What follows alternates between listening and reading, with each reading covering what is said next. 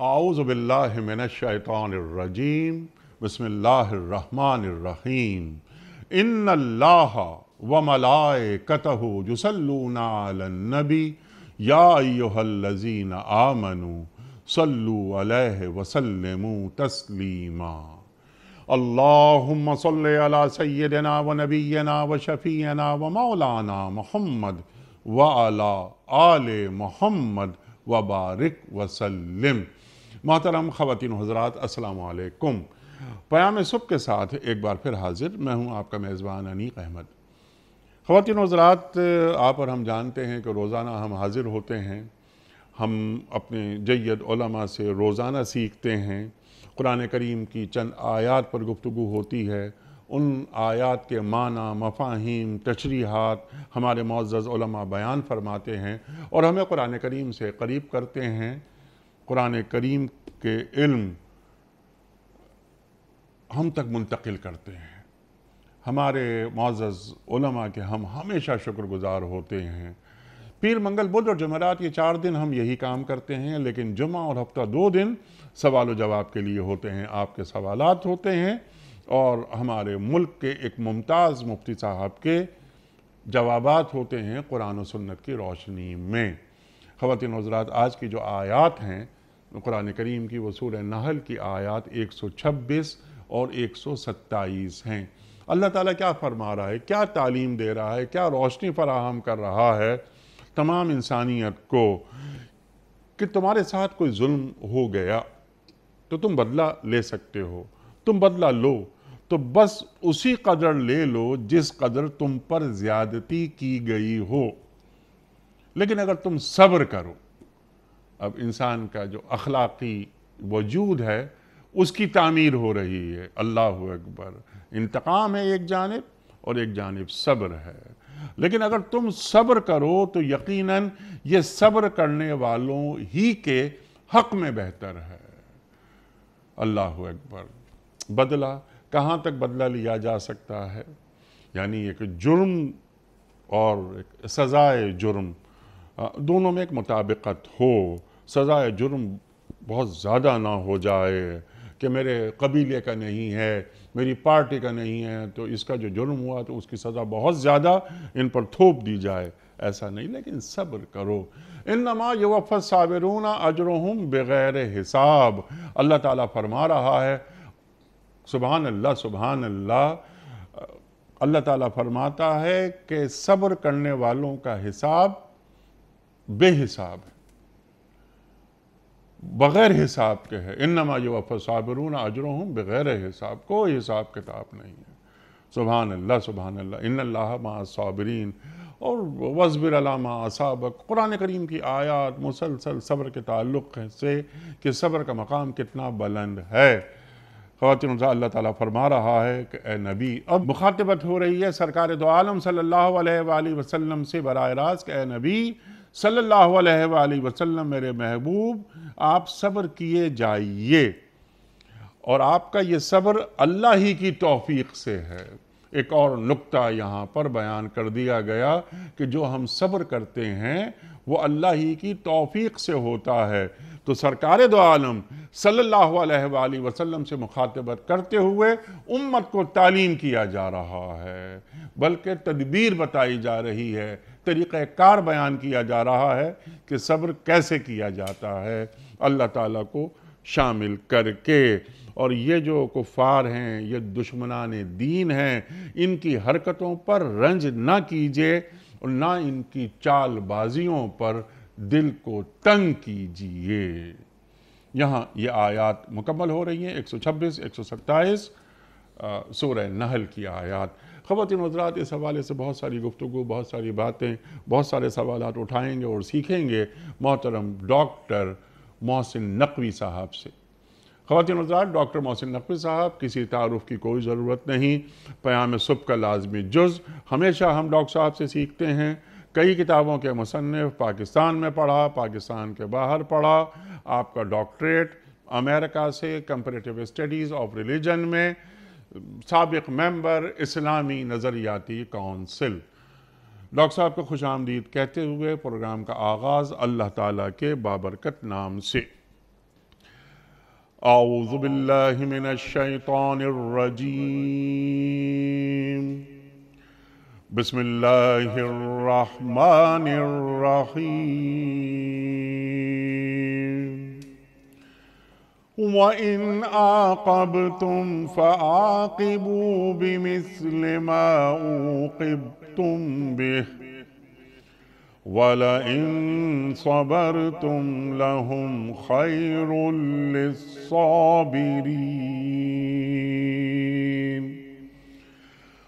وَاصْبِرْ وَمَا صَبْرُكَ إِلَّا بِاللَّهِ وَلَا تَحْزَنْ عَلَيْهِمْ وَلَا تَكُ فِي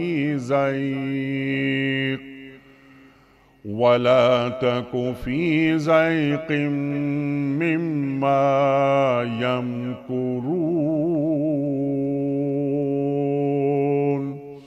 صدق اللہ العظیم۔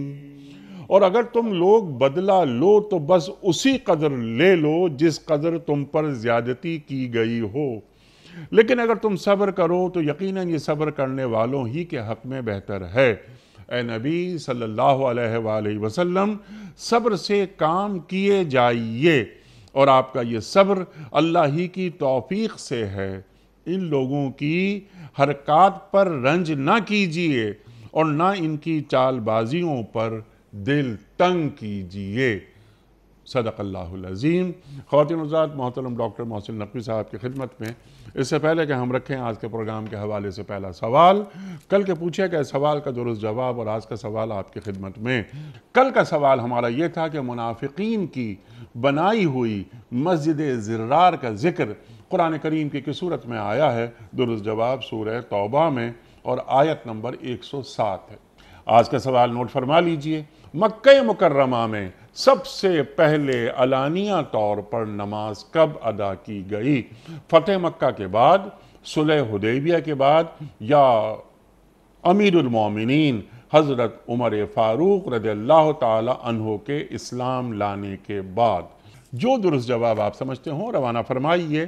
ہمارے فون نمبرز ہیں 00922134527 ہمارا دوسرا فون نمبر ہے 0092213430090 ہمارا ای میل ایڈریس ps@dunyatv.tv ہمارا SMS کا نمبر 3031 اور ہمارا واٹس ایپ کا نمبر ہے 0092321825019 ڈاکٹر صاحب، انسانی معاشروں کی تشکیل، انسانی معاشروں کی تعمیر، انسان کا جو اخلاقی وجود ہے اس کی تخلیق، اللہ اکبر اللہ اکبر، جتنا تم پر ظلم ہوا ہے اتنا بدلہ لے لو، لیکن صبر کرو، معاف کر دو اللہ تعالیٰ کی خوشنودی کے لیے، تو وہ زیادہ بہتر ہے اور تمہارے لیے ہی بہتر ہے۔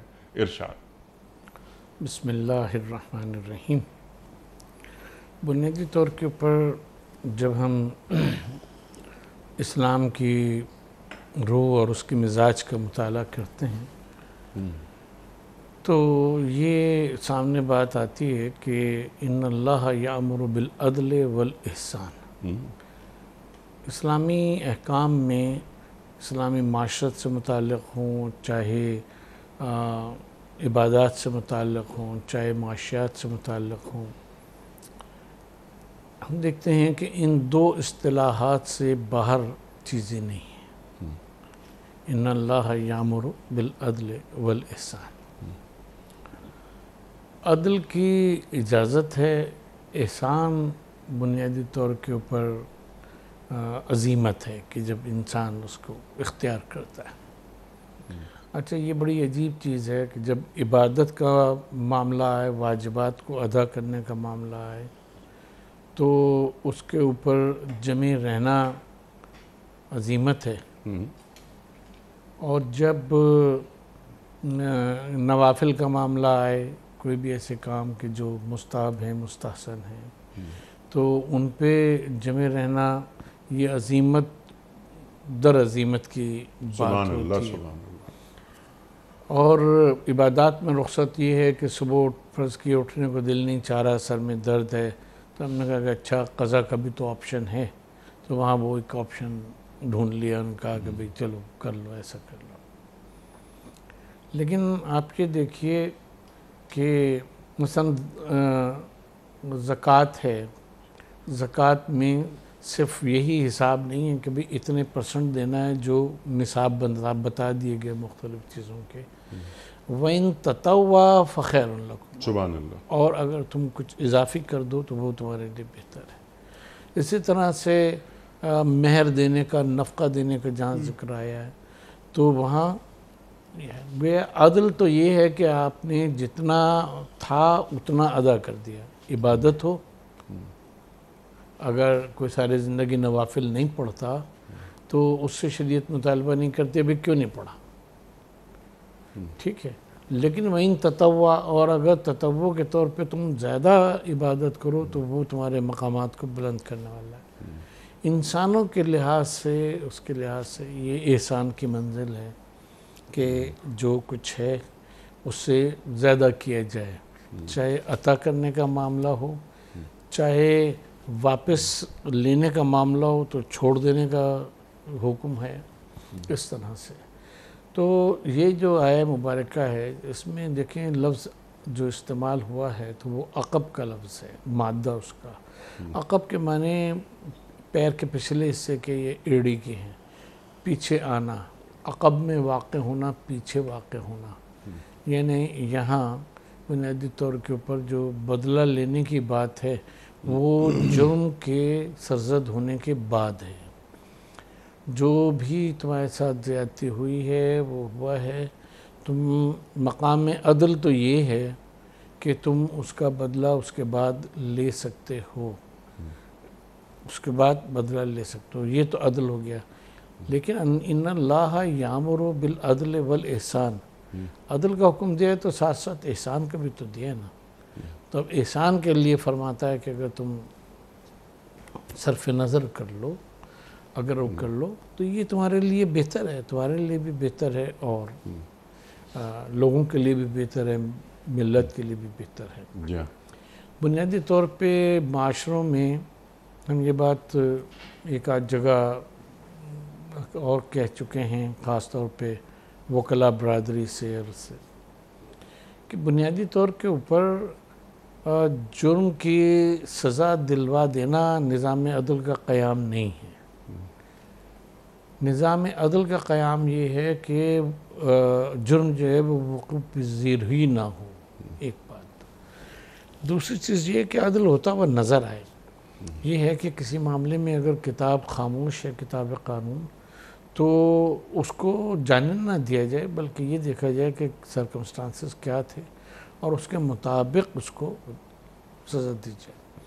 چنانچہ آپ دیکھیں کہ کسی شخص نے چوری کی، دربار خلافت میں لایا گیا، حضرت عمر رضی اللہ عنہ کے دربار میں، کہا کہ بھئی یہ ہے، اس کے ہاتھ کاٹ دو۔ اس نے کہا کہ حضور میرے ہاتھ نہ کاٹیے، میں ایسے علاقے سے ہوں کہ جہاں قحط پڑا ہوا ہے۔ تو کتاب کہتی ہے ہاتھ کاٹ دو، سارق و سارقۃ یقطعوا فاقطعوا ایدیہما، ٹھیک ہے۔ عدل کہتا ہے کہ یہ کیونکہ عام المجاعہ میں ہے، ایسی جگہ سے آیا ہے جہاں پورا سال گزر گیا بھوک میں، لوگوں کو قحط پڑا ہوا ہے، ٹھیک، تو صحابہ وہاں فرماتے ہیں نہیں اس کے ہاتھ دیں، وہ نہیں کاٹے جائیں گے، ٹھیک۔ تو وہ کہاں گی کتاب الہی کہاں گی، خدا نخواستہ وہ معطل نہیں ہوگی بلکہ یہ کہ اس کو عدل جو ہے وہ فراہم ہو گیا۔ ٹھیک ہے۔ تو جہاں کسی نے ظلم کیا ہے وہ ہے، اگر یہ بنیادی طور پر بات یہ ہے کہ عمدن اگر اس نے کیا ہے اور وہ فرض کی معافی مانگ لیتا ہے، توبہ کر لیتا ہے اور کچھ ہو ہے، ٹھیک ہے، بہتر۔ اسلام یہ کہتا ہے کہ احسان کا تقاضا یہ ہے کہ اس کو چھوڑ دو، وہ کر دو، ٹھیک ہے۔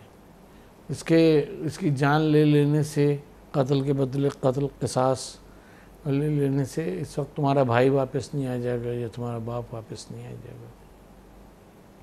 اگر یہ جان بچا لیتا ہے تو گویا اس نے پوری دنیا کی، بنی نوع انسان کی جان بچائی۔ اوکے، تو ایسے واقعات ہمارے وہاں تاریخ میں ملتے ہیں کہ جہاں ایک شخص کے اوپر قتل کا الزام لگا، قتل ثابت ہو گیا، لیکن دوسرا بڑھا اور اس نے کہا کہ نہیں اس نے قتل نہیں کیا ہے، ثبوت اس کے خلاف جا رہے ہیں، لیکن میں ہوں قتل کرنے والا، قاتل میں ہوں اصل میں. تو اس کو میں دونوں کو سزا نہیں دی گئی، بیت المال سے اس کے دیت دے دی گئی، اس لیے کہ اس نے ایک شخص کو قتل کیا ہے تو ایک شخص کی جان بھی بچائی ہے کہ وہ ثبوت ہونے کے باوجود کہ بظاہر ثبوت اس کے خلاف تھے وہ بچ گیا. تو بنیادی طور پہ اسلام کا جو وہ ہے وہ نظام عدل چاہتا ہے، بالکل انصاف چاہتا ہے، وہ سب ہے، لیکن اس کے ساتھ ساتھ وہ احسان چاہتا ہے تاکہ معاشرہ باقی رہے، ترقی کرے، آگے بڑھے، اور یہ قدریں جو ہیں وہ پھلیں پھولیں. لہٰذا یہاں صیغہ مفاعلہ لگا کے یہ بتایا گیا کہ اس کے بدلے یہ ہو سکتا ہے، اس کے بدلے یہ ہو سکتا ہے، کوئی وہ نہیں ہے، تو کر سکتے ہو، تمہیں شرعاً اجازت ہے، یہ رخصت ہے.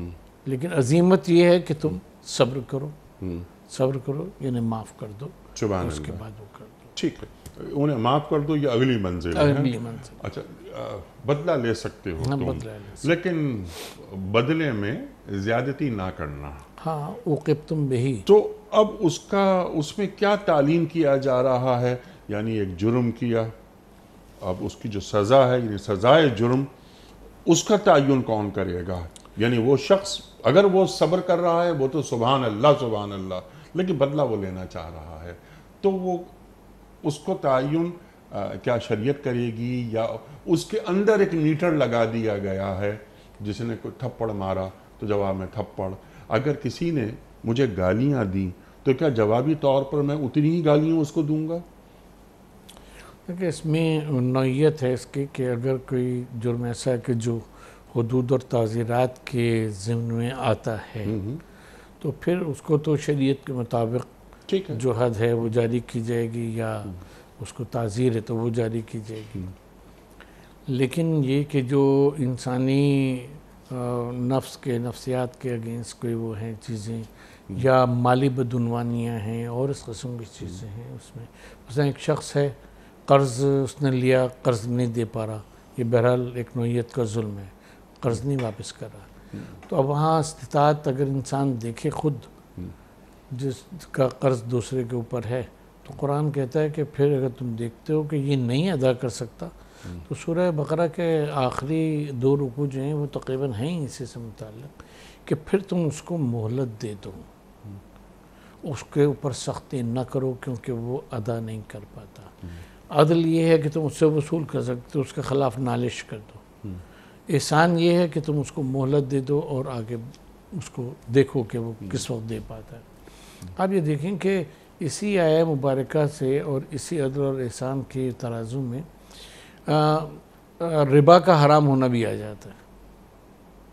ربا کا حرام ہونا بھی اسی میں آ جاتا ہے کہ ایک شخص نے لیا ہے آپ پیسہ اور وہ کیا ہے وہ نہیں دے پا رہا، تو اب آپ اس کو حق جو ہے وہ اتنا ہی واپس لینے کا ہے، لیکن اگر تم نہ ملنے کے اوپر صبر کرو اور وہ کرو اور احسان کرو کہ اس کو مہلت دے دو وہ قرض کی واپسی پہ، جی، تو یہ احسان ہے. اور اس کے مقابلے میں ربا ہے کہ تم لو نہ، احسان نہ کرو، ربا اس کے اوپر عائد کر دو، اور پھر وہ اضافاً مضاعفاً جو ہے وہ بڑھتا چلا جائے. تو یہ آیہ مبارکہ اصولی طور کے اوپر بہت اہم ہے. اس کو صرف اذیت پہنچانے کے اوپر نہیں اس کو محمول کرنا چاہیے، بلکہ یہ دنیا کے بہت سارے معاملات جو ہیں ان کے لیے ایک قاعدہ کلیہ ہے کہ کہاں تک آپ اپنے حق کا کوئی شخص مطالبہ کر سکتا ہے، کتنا کر سکتا ہے، اور وہ تو رخصت ہے بھئی اتنا تو کر سکتا ہے. لیکن ساتھ ساتھ اللہ تعالیٰ کا یہ بھی حکم ہے کہ ان اللہ یامر بالعدل والاحسان، کہ اس کو مہلت دی جائے اور اس کو آگے مطلب یہ کہ بڑھا دی جائے یا بالکل معافی ہی کر دیا جائے، جیسا کہ ہمیں صحابہ کرام کی اور خود رسول اللہ صلی اللہ علیہ وسلم کی زندگیوں میں ملتا ہے کہ آپ معاف کر دیا کرتے تھے کہ ٹھیک ہے جاؤ. جی سبحان اللہ. بھئی حضور صلی اللہ علیہ وسلم نے خطبہ حجۃ الوداع میں فرمایا ہے نا کہ میرے چچا عباس کا اتنا سود وہ بنتا ہے تمہارا، وہ کہتے ہیں آج سے میں حرام دے قرار دیتا ہوں، اب تک کا جو ہے وہ تو تم ادائی کر دو. آپ فرماتے ہیں میں سب کے اوپر پانی پھرتا ہوں اور پیروں تلے رونتا ہوں. اسی طرح قصاص کی آپ نے بات کی کہ وہ قصاص ہے، میں اپنے خاندان کا قصاص سب سے پہلے پیروں تلے رونگتا ہوں، کرتا ہوں۔ تو یہ شریعت کا مزاج یہ ہے کہ معاشرے میں بیلنس رکھنے کے لیے ایک تو یہ کہ کوئی کسی کا حق نہ مار سکے، کہ کسی پہ ظلم نہ کر سکے، اور اس کو یہ خوف ہو کہ مجھے اس کا بدلہ مجھ سے لیا جائے۔ سبحان اللہ۔ اور دوسری چیز یہ ہے کہ لوگوں کے اس کے لیے کہ معاشرہ باقی رہے، کہ تم عدل سے کے ساتھ ساتھ احسان کے اوپر عمل کرو جتنا تم بڑھا سکتے، سبحان اللہ، جس کو یہاں صبر کہا گیا۔ جی، انتقام نہیں بلکہ احسان۔ اللہ اکبر، سبحان اللہ، سبحان اللہ۔ یعنی وہی کہ ایک معاشرے کو اخلاقی بنیادوں پر استوار کرنا، وہ شخصیات پیدا ہوں، لوگ پیدا ہوں، افراد ایسے ہوں کہ جن کا اخلاقی معیار بلند ہو۔ اچھا، اب اللہ فوراً فرما رہا ہے کہ ان صبر کریں، اور یہ جو صبر ہے یہ صبر کرنے والوں کے حق میں ہی بہتر ہے۔ تو ایک بات تو یہ ہے کہ جس سے صبر کیا اس کی شخصیت بلند ہوتی ہے، کہ وہ ایک بڑا آدمی ہی صبر کرتا ہے، ایک بڑا آدمی ہی انتقام نہیں لیتا ہے، انتقام چھوٹے لوگ لیا کرتے ہیں۔ ایک بات تو یہ شخصیت کی تعمیر ہو گئی۔ اس کے علاوہ اور کیا کیا صابرین کے حق میں بہتر ہوتا ہے؟ دیکھیں، بہت ہی اہم یہ بات ہے، اور صبر کے معنی جیسے کہ برداشت کرنے کے ہیں، اسی کے ساتھ احکام الہی پہ باقی رہنے کے بھی ہیں۔ وَاسْتَعِینُوا بِالصَّبْرِ وَالصَّلَاةِ، ٹھیک ہے؟ تو وَتَوَاصَوْا بِالْحَقِّ وَتَوَاصَوْا بِالصَّبْرِ، دین اور دین کی تعلیمات کے اوپر باقی رہنا، یہ صبر ہے بنیادی طور کے اوپر، ٹھیک ہے؟ برداشت کرنا، برداشت کیوں کرنا؟ اس لیے کہ یہ فرض کیے کہ چیز تھی، یہ اللہ تبارک و تعالیٰ کی دی ہوئی تھی، ٹھیک ہے؟ اب میرے پاس نہیں رہی، تو اللہ کے ہی لوجہ اللہ ہی میں اس کو چھوڑتا ہوں۔ یہ جان تھی میرے بھائی کی، میرے باپ کی، میری بہن کی، کسی کی بھی XYZ کی، وہ اللہ تبارک و تعالیٰ کی امانت تھی، ٹھیک ہے؟ اس نے تعدی کی، قتل کر دیا، وہ کر دیا، اس نے نہیں کرنا چاہیے تھا، لیکن اللہ تعالیٰ کی تھی، اللہ تعالیٰ کے پاس واپس چلی گئی، تو میں جو حکم الہی ہے اس کے اوپر عمل کروں گا۔ ایک تو معاشرتی طور کے اوپر میں اس کے قتل کا ارادہ کروں کہ قصاص میں قتل ہو، دوسرا یہ ہے کہ میں اس کو معاف کر دوں اور اپنے صبر کروں، اس لاس پہ صبر کروں، اور حکم الہی کو باقی رکھنے پر اس پہ استقامت اختیار کرنے پہ میں صبر کروں۔ یہ بھی تو استقامت ہے۔ تو مجھے کیا حاصل ہو رہا ہے؟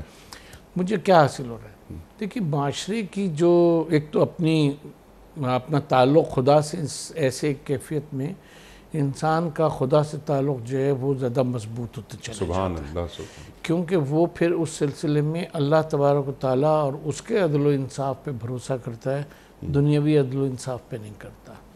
دوسری چیز یہ ہے کہ انسان کی سرشت اور معاشروں کی سرشت عمومی طور کے اوپر یہ ہے، جب تک کہ وہ ماڈل معاشرے نہ بن جائیں جو نبی پاک صلی اللہ علیہ وسلم نے قائم کیے، کہ جہاں مجرم جرم کرتا تھا خود ہی آ کے کہتا تھا مجھے سزا دے دی، وہ ماڈل معاشرہ ہے۔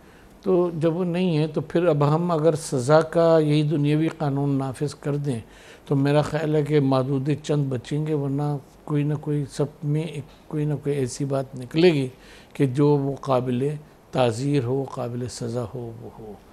تو اس سے معاشرے میں خرابیاں پیدا ہوں گی بنسبت اس کے۔ دوسری چیز یہ کہ یہ جو صبر اور احسان ہے یہ بنیادی طور پہ لوگوں کو ایک دوسرے سے قریب کرتا ہے۔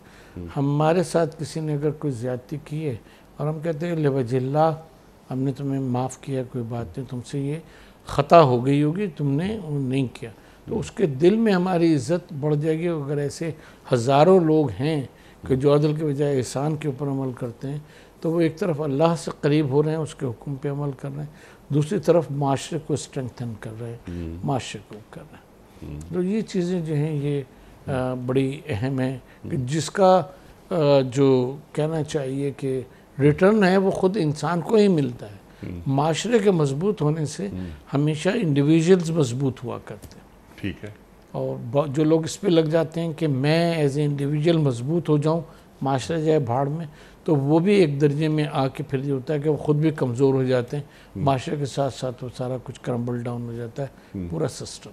سبحان اللہ سبحان اللہ. یعنی اگر تم یہ چاہتے ہو کہ اللہ تمہارے ساتھ ہو جائے تو تم انتقام چھوڑو، احسان کی طرف چلے جاؤ. اچھا یہ فرمائیے اس کے ساتھ ساتھ آپ ڈاکٹر صاحب کہ یہ جو بندوں کو معاف کرنا یہ اللہ کو کتنا پسند ہے؟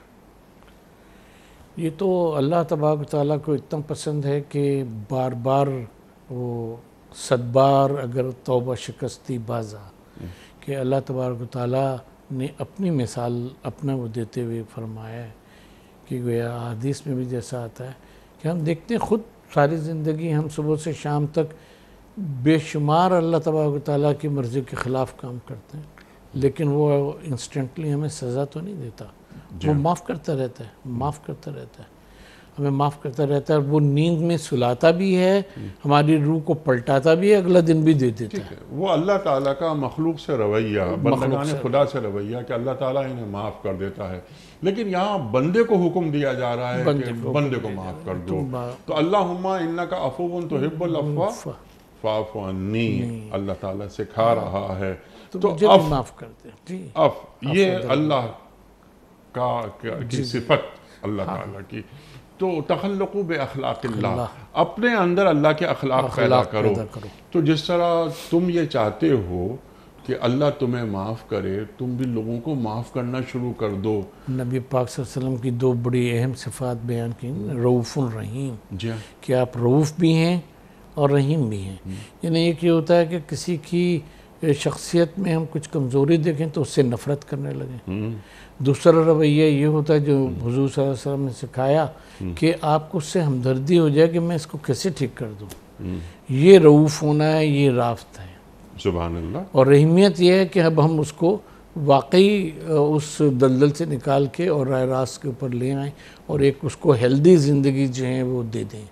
اگر وہ اپنی ان چیزوں کی وجہ سے، اپنی کمزوریوں کی وجہ سے فرض کیے کہ چوری چکاری میں، پاکٹ مارنے میں اور دیگر چھوٹے چھوٹے جرائم میں وہ تھا تاکہ وہ اپنی زندگی سسٹین کر سکے، تو ہمیں اس پہ نفرت کے بجائے ہمیں اس سے اس کے اوپر رافت کا مظاہرہ کرنا چاہیے، رؤوف بننا چاہیے اور ہم اس کا مسئلہ حل کر دیں. یہ ہماری رحیمیت ہے کہ ہم اس کا مسئلہ حل کر دیں. اسی صورت سے یہ جو ہے بات جہاں ہم اس کو صبر سے اور احسان سے ان سب چیزوں سے جوڑتے تو اللہ تعالیٰ یہ مزاجی یہ پیدا کرتا ہے کہ انسان یعنی مسلمان کی جو سائیکلوجی ہے، اس کی مینٹلٹی ہے، وہ پرابلم سالونگ ایٹیٹیوڈ ہمیشہ رکھتا ہے.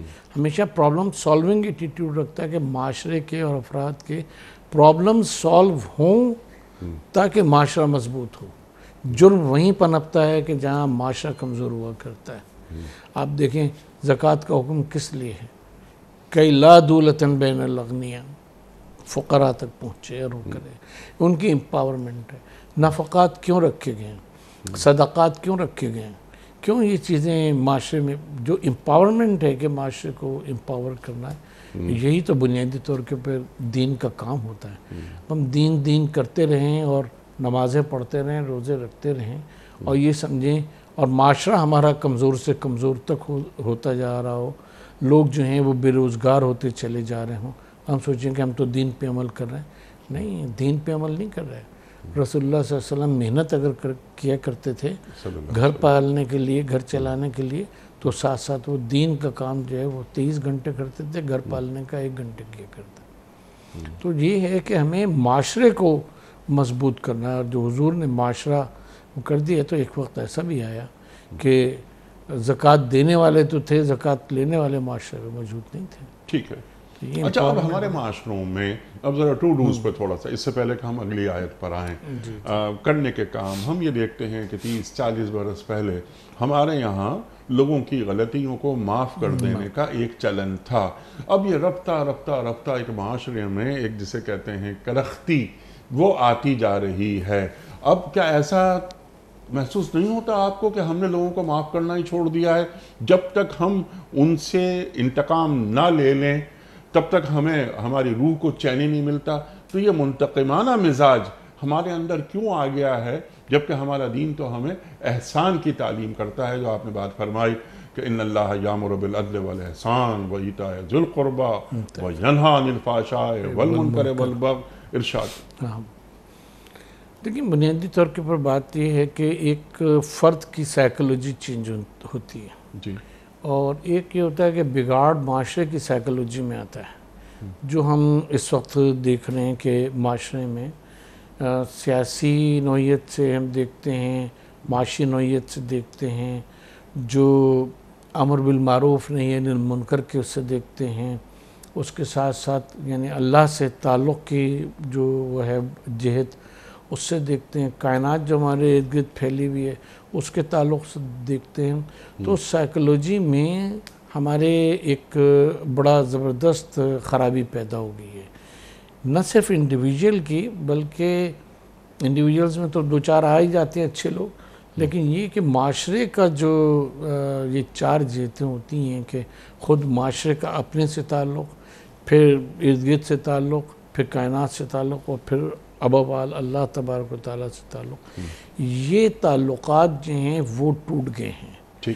انسان جب اپنے سے تعلق کے بارے میں خود غرض ہو جایا کرتا ہے تو وہ دوسروں کی تباہی کے اوپر منتج۔ تو کیا ایسا محسوس ہوتا ہے آپ کو کہ جو اخلاقی تربیت کرنے والے ادارے تھے ان کی جو کارکردگی ہے تھوڑی سی کمزور ہو گئی ہے؟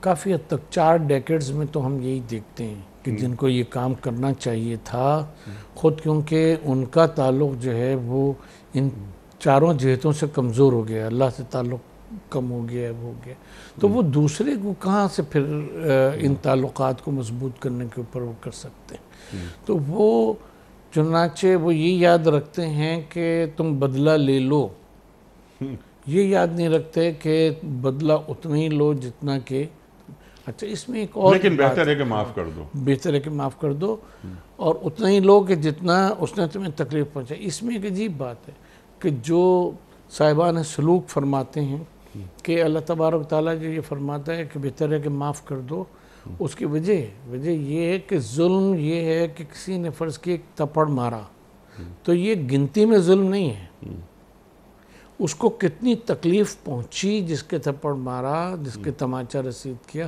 اس کا ہمیں اندازہ نہیں ہے۔ ہم گنتی میں ایک تھپڑ بدلے میں، ایک تماچا بدلے میں مار دیں، وہ مار دیں ہمیں، اور اس کی تکلیف ہمیں اس سے زیادہ جتنی اس کو پہنچی، اس کے پاس تو کوئی میجرمنٹ نہیں ہے۔ تو جب اس کے پاس اس کا میجرمنٹ نہیں ہے کہ ہمیں کتنی تکلیف پہنچی یا ہم نے کتنی تکلیف پہنچائی، جب دونوں اس میجرمنٹ سے خالی ہیں تو بہتر اس کو اللہ تبارک و تعالیٰ پہ چھوڑ دیا جائے اور آپ اپنے معاف کر دیں۔ ٹھیک ہے، تو یہ وصف انسان میں کیسے پیدا ہوتا ہے؟ یہ وصف انسان میں دو طرح سے پیدا ہوتا ہے۔ ایک تو یہ کہ اللہ حضرت علی علیہ السلام کے پاس ایک شخص آیا اور اس نے کہا فلاں شخص نے مجھے بہت تکلیف پہنچائی، بہت تکلیف پہنچائی، تو آپ نے فرمایا کہ تم معاف کر دو۔ کہا میں معاف کر دیتا ہوں ہمیشہ۔ کہا کہ محاورتاً آپ نے فرمایا کہ 70 مرتبہ معاف کر دو۔ انہوں نے کہا حضرت میں 70 کے بعد 71ویں مرتبہ معاف کرنے کے بعد آپ کی خدمت میں کمپلین لے کر آئے ہیں۔ تو آپ نے فرمایا اچھا یہ بتاؤ کہ تم کتنی مرتبہ چاہتے ہو کہ اللہ تمہیں معاف کر دے؟ سبحان اللہ۔ تو اس نے کہا کہ میں تو ہر لمحے یہ چاہتا ہوں اللہ مجھے معاف کر دے۔ کہا کہ اللہ سے تو یہ امید لگاتے ہو اور تم 70 پہ آ کے بس کر کے بیٹھ گئے، اب معاف نہیں کرو گے۔ اتنی دفعہ معاف کرو جتنی مرتبہ اللہ چاہتا ہے، تم چاہتے ہو کہ اللہ تمہیں معاف کرے، اتنی مرتبہ معاف کر دو۔ ٹھیک ہے، تو ایک تو یہ ہے۔ دوسرے پھر ہم دیکھتے ہیں کہ یعنی جو قادر مطلق ہے، جو ہمارے گناہ کا شاہد بھی ہے اور مالک کا وہ بھی ہے، صاحب قدرت بھی ہے، اسی وقت سزا بھی دے سکتا ہے، وہ ہمیں معاف کرتا رہتا ہے۔ پھر ہم دیکھتے ہیں نبی پاک صلی اللہ علیہ وسلم کے، جو ہمارے لیے سب سے بڑی مثال ہے، سب سے بڑی مثال ہے کہ جنہوں نے بے انتہا ظلم سے جنگیں سہی لوگوں کی اور کیا کچھ نہیں، خود آپ کی ذات پہ کتنے وہ ہوئے، اور آپ پھر کیا آخر میں فرماتے ہیں کہ آج لا تثریب علیکم اليوم تم طلقاء، جاؤ تمہیں معاف کیا، کوئی تمہارے اوپر گرفت نہیں ہے۔ تو ہم اگر اسوہ حسنہ نبی پاک صلی اللہ علیہ وسلم کا اور پھر اس کے بعد اہل بیت و صحابہ کا اگر اپنائیں تو معاف کر دو معاف کر دو، یہی اس و احسان۔ سبحان اللہ، لا تثریب علیکم اليوم، کیا فرمایا آپ نے، سبحان اللہ۔ قرآن کریم کی آیت ہے۔ یوسف علیہ السلام بھی اپنے بھائیوں کو معاف کر رہے ہیں، لیکن سرکار دو عالم صلی اللہ علیہ وآلہ وسلم جان کے دشمنوں کو معاف کر رہے ہیں۔ فتح مکہ کے وقت لوگ ڈرے ہوئے ہیں کہ آج یہ یوم ملحمہ ہوگا، کچھ تو خون کا دن ہے، آج فتح مکہ ہو گیا، آج یوم مرحمہ ہے، ملحمہ نہیں ہے، رحمت کا دن ہے آج۔ اللہ اکبر، لا تثریب علیکم اليوم۔ طائف میں جس طرح سے آپ نے دعا فرمائی ہے، جی انتقام لیتے تو جبریل امی کو حکم دے دیتے کہ طائف دبا دو، طائف میں دبا دو، یہ مجھے نہیں جانتے، کیا فرما رہے ہیں کہ یہ مجھے نہیں جانتے، ان کو پتہ نہیں، نادان نہیں ہے، نادان ہیں یہ۔ اللہ اکبر۔ اے نبی صلی اللہ علیہ وآلہ وسلم صبر کیجئے، اللہ اکبر۔ اور تعلیم کیا جا رہا ہے امت کو بذریعہ سرکار دو عالم صلی اللہ علیہ وآلہ وسلم کہ اور آپ کا یہ صبر اللہ ہی کی توفیق سے ہے۔ اللہ اکبر، یعنی یہ صبر بھی اللہ کی توفیق ہی سے ہوتا ہے۔ تو صابرین کے مقام پر اللہ ہر ایک کو فائز نہیں کرتا۔ یہاں پہ یہ جو باللہ کی با ہے نا، اس میں بڑی معنویت ہے۔ دیکھیں بنیادی طور کے پر یہ کہ با یہ استعانت کی ہو سکتی کہ اللہ کی استعانت سے ہی تم صبر کر سکتے ہو۔ اب اگر ہم اس کو لیں اور اس کے ساتھ ہم یہ کہیں کہ لا یکلف نفسا الا وسعها، کہ اللہ کسی بھی نفس کو اس کے وسعت سے زیادہ تکلیف نہیں دیتا، تو اب دین کی راہ میں معاشرت میں جو بھی تکلیفیں پہنچتی ہیں، انسان یہ سوچے کہ بس اب میری بس ہو گئی، تو یہ غلط ہے۔ اگر وہ یہ سوچے کہ اللہ تعالیٰ نے سکتا ہے مجھے اس سے زیادہ برداشت کرنے کی توفیق دی ہے اور میں اللہ تعالیٰ کے حکم سے اس سے زیادہ برداشت کر سکتا ہوں، یہ دین کی راہ ہے۔ جیسے ہم کبھی امام حسین علیہ السلام پہ گفتگو کرتے ہوئے کہتے ہیں کہ امام حسین علیہ السلام کے یہ یزید واقع کربلا میں فوجی یزیدی کے ظلم کی انتہا تھی، حسین کے صبر کی انتہا نہیں تھی۔ اگر وہ اور بھی کرتے تو حسین اسی طرح سے ثابت قدم رہتے جیسے کہ ثابت قدم تھے۔ رسول اللہ صلی اللہ علیہ وسلم پہ جو جن لوگوں نے ظلم کیا تو وہ ان کے ظلم کی انتہا تھی، نبی پاک کے صبر کی انتہا نہیں تھی۔ تو بنیادی طور پہ یہ کہ اگر اس کو بھی اللہ تبارک و تعالیٰ سے متصل انسان کر لے کہ یہ اس کی دی ہوئی توفیق سے تو میں نے اتنا برداشت کیا، اسی کی دی ہوئی توفیق سے میں اور بھی برداشت کر لوں گا۔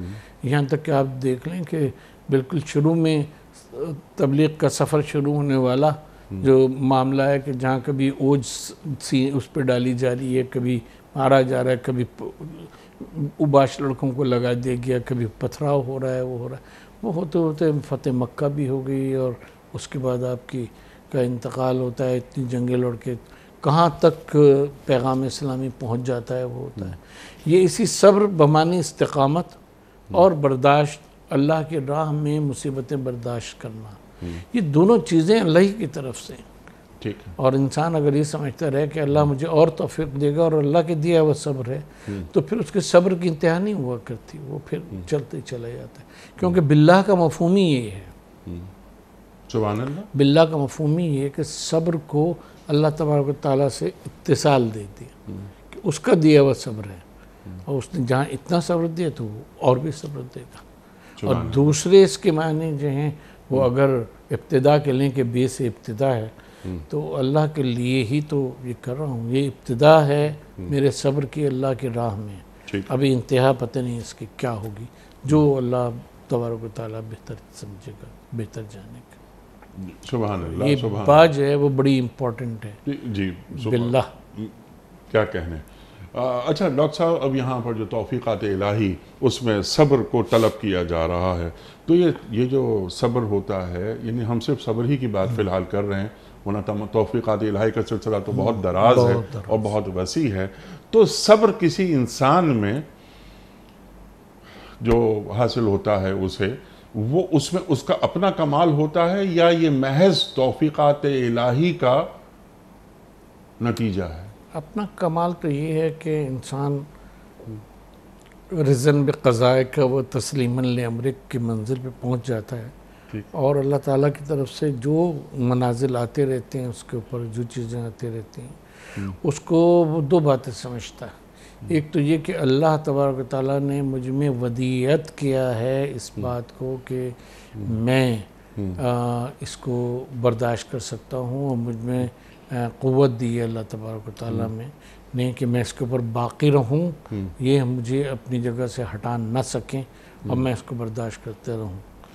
دوسری چیز یہ ہے کہ وہ اس کو امانت سمجھتا ہے اللہ تبارک و تعالیٰ کی، کہ اس نے مجھے صبر ودیعت کیا تو اس نے امانت بھی دی کہ اس امانت کو آگے تمہیں پہنچانا ہے. یہ بالکل اسی صورت سے ہے کہ جیسے انسان میدان جہاد میں ہوتا ہے، تو میدان جہاد میں جب ہوتا ہے تو سامنے سے تیروں کی بارش ہو رہی ہوتی ہے یا تلواریں چل رہی ہوتی ہیں، اور یہ جو ہے یہ آگے بڑھتا چلا جاتا ہے. دنیا بھی اسی طرح کا معرکہ ہے کہ جہاں دین سے ہٹانے کی لالچیں اور یہ اور وہ ساری چیزیں جو ہیں، ساری ٹیمپٹیشنز موجود ہوتی ہیں، ساری مزاحمتیں موجود ہوتی ہیں. کبھی گھر کی طرف سے ہوتا ہے خدا نخواستہ، کبھی بیوی کہہ رہی ہوتی ہے کہ دیکھو فلاں اتنا کما رہا ہے تم اتنا کم کما رہے ہو، کبھی اولاد کہہ رہی ہوتی ہے کہ مجھے یہ چاہیے وہ چاہیے، فلاں کے پاس ہے میرے پاس نہیں ہے. کبھی معاشرے کے لوگ جو ہیں، معاشرے کا رہن سہن وہ آپ کو مجبور کر رہا ہوتا ہے. یہ سب وہ گھڑ سوار ہیں کہ جو انسان کی راہ میں حائل ہو جاتے ہیں کرنے کے لیے، روکنے کے لیے. لیکن اس میں صبر کرنا، یعنی ان چیزوں کو بھی برداشت کرنا اللہ تبارک و تعالیٰ کی خاطر، اور راہ راست کے اوپر باقی رہنا کہ سب کچھ ایک طرف اللہ کے مقرر کردہ، اس کے رسول کی مقرر کردہ تعلیمات کے مطابق راہ یہ ہے. چاہے گھر سے مخالفت ہو رہی ہو، چاہے ارد سے مخالفت ہو رہی ہو، اس کے اوپر باقی رہنا. یہی صوم ہے، یہی صلاۃ ہے، یہی ان صلاتی و نسکی و محیای و مماتی للہ رب العالمین. صبر جو ہے، صبر کی اگر ہم تفسیر کریں تو ہمارا خیال ہے کہ یہ آیا مبارکہ اس میں. جی سبحان اللہ کہ ان صلاتی و نسکی و محیای و مماتی للہ رب العالمین. میں سب کچھ اللہ کا ہوں نا، میری نمازیں، میری قربانیاں، میری زندگی، میری موت سب اللہ کے لیے ہے. یہ صبر الدین ہے. جی سبحان اللہ. اور آپ نے وہ دونوں باتیں بیان فرما دی، صرف مصیبتوں پہ، پریشانیوں پر بدلے میں صبر ہی نہیں، بلکہ یہ کہ جو غیر شرعی کششیں ہیں، بالکل اللہ کی رضامندی کے لیے میں صبر کر لوں کہ نہیں مجھے یہ نہیں چاہیے یہ چیزیں، اپنے آپ کو کمپوز کر کے آدمی رہے. اللہ اکبر، اللہ اکبر. اچھا، اب وَاسْتَعِينُوا بِالصَّبْرِ وَالصَّلَاةِ، اللہ تعالیٰ سے استعانت، مدد مانگی جا رہی ہے صبر کے ذریعے، نماز کے ذریعے. میں نے آپ کی خدمت پہ سوال رکھا تھا، میں چاہ رہا ہوں ذرا اس کو مزید کھول دیجئے، وقت بھی ختم ہو رہا ہے پروگرام کا. صبر کیا ایک طلب کی جانے والی چیز ہے کہ اے اللہ مجھے صبر دے دے، مجھے صبر دے دے، اور میں اپنے اندر یہ وصف پیدا کروں، یا یہ اللہ کی جانب سے کوئی ان بلٹ چیز ہے یا توفیقات الہی کے ذریعے جو یہاں بیان کیا جا رہا ہے کہ اللہ نے مجھے صبر دے دیا، اور اس کے بعد ثابت قدمی، ربنا افرغ علینا صبرا وثبت اقدامنا. ارشاد. دیکھیں رسول اس آیہ مبارکہ کے بعد رسول اللہ صلی اللہ علیہ وسلم کی یہ حدیث کہ سورہ ہود کی ایک آیت نے مجھے بوڑھا کر دیا. جی ہاں. قُلْ آمَنْتُ بِاللَّهِ ثُمَّ اسْتَقِمْ، اور استقامت اختیار کرو. دیکھیں توفیق تو اللہ کی طرف سے ہوتی ہے، صبر کی، استقامت کی، ثابت قدمی کی، سب چیزوں کی توفیق تو اللہ تعالیٰ کی طرف سے ہوتی ہے. آمادگی بندے کی طرف سے. یہ سب کا طلب کرنا جو ہے وہ بنیادی طور پہ یہ کوئی ایسی چیز نہیں ہے کہ جو کھا لی جائے، پی لی جائے. یہ طلب کرنا یہ کہ میں اس میں استقامت دکھا رہا ہوں، پروردگار اس میں تو اور اس کو اور اسٹرینتھن کر، اس کو اور مضبوط فرما، کیونکہ تیرے مضبوط کیے بغیر مجھ میں طاقت نہیں ہے کہ میں ان مصائب کا، ان مشکلات کے جو دین کے اور تیرے راہ میں ہیں میں اس کا مقابلہ کر سکوں.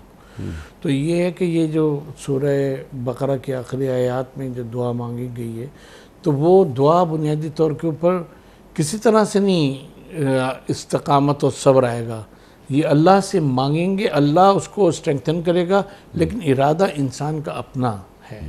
اس کو اپنی ذات میں اتنا مضبوط ہونا چاہیے، جب مقصد جو ہے وہ نگاہ کے سامنے ہوا کرتا ہے ہوتا ہے تو وہ دیوار کو چیر کے بھی اس مقصد کے حصول کے لیے، جس کو صحیح سمجھتا ہے اس کو حصول کے لیے اس میں بھی چلا جاتا ہے، کوئی اس کو روک نہیں سکتا پھر۔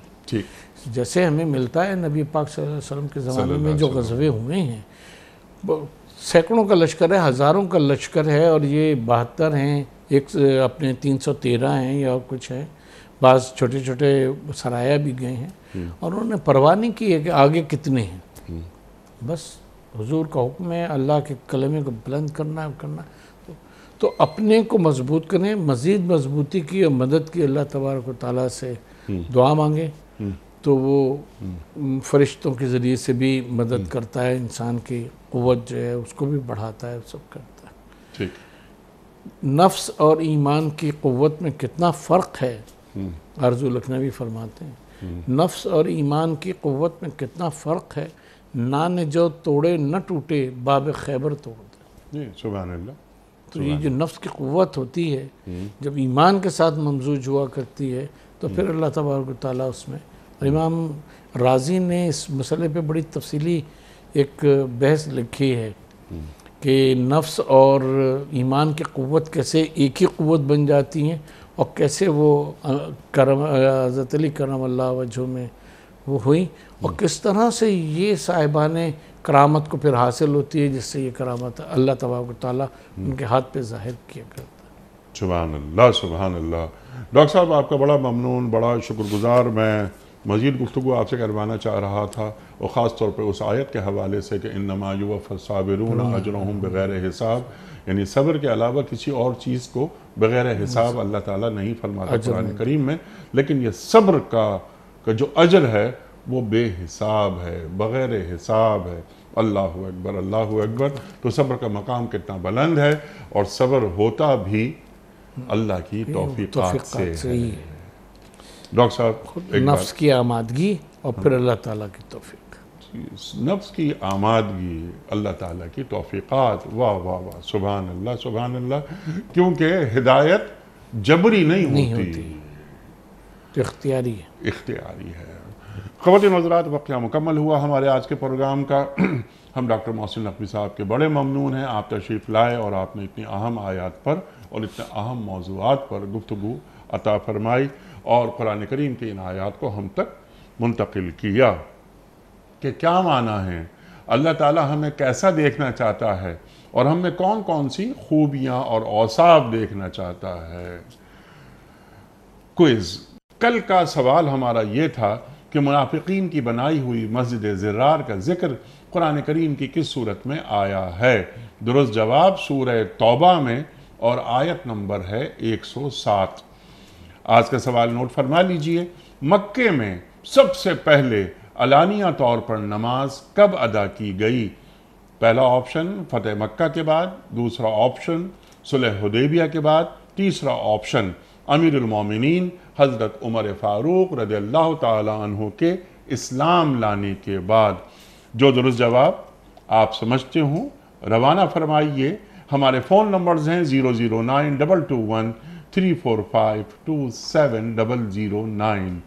ہمارا دوسرا فون نمبر ہے 009221343000980۔ ہمارا ای میل ایڈریس ps@dunyatv.tv۔ ہمارا SMS کا نمبر 3031، اور ہمارا واٹس ایپ کا نمبر ہے 0092321825019۔ ڈاکٹر صاحب ایک پرچے نکال کر اعلان فرما دیجئے، آج کے ونر کون ہیں؟ آج کے ونر ہیں محبوب عارف صاحب لاہور سے۔ محبوب عارف صاحب لاہور سے۔ آپ کی خدمت میں دنیا ٹی وی کی جانب سے دینی کتب پر مشتمل یہ کتابوں کا تحفہ آپ کے گھر روانہ کیا جا رہا ہے۔ آپ کو بہت بہت مبارک ہو۔ پیام صبح کا اختتام ہوتا ہے روزانہ ایک قول پر، اور وہ قول ہوتا ہے صاحب نہج البلاغہ امیر المومنین حضرت علی مرتضیٰ کرم اللہ وجہہ کا۔ آپ فرماتے ہیں کہ جب عقل پختہ ہوتی ہے تو گفتگو کم ہو جاتی ہے، جب عقل پختہ ہوتی ہے تو گفتگو کم ہو جاتی ہے۔ سبحان اللہ سبحان اللہ۔ اپنے میزبان انیق احمد کو کل تک کے لیے اجازت دیجیے۔ خدا حافظ۔